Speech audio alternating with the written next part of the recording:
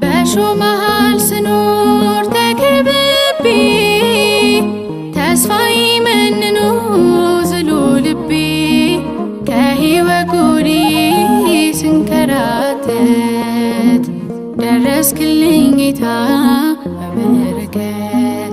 ታሪክ ተቀይሮ እንደገና ቅኔን አስታጠቀኝ ለምስጋና። ታሪክ ተቀይሮ እንደገና ቅኔን አስታጠቀኝ ለምስጋና። አለልኝ ምልህ አለኝታዬ የልቤ ማረፊያ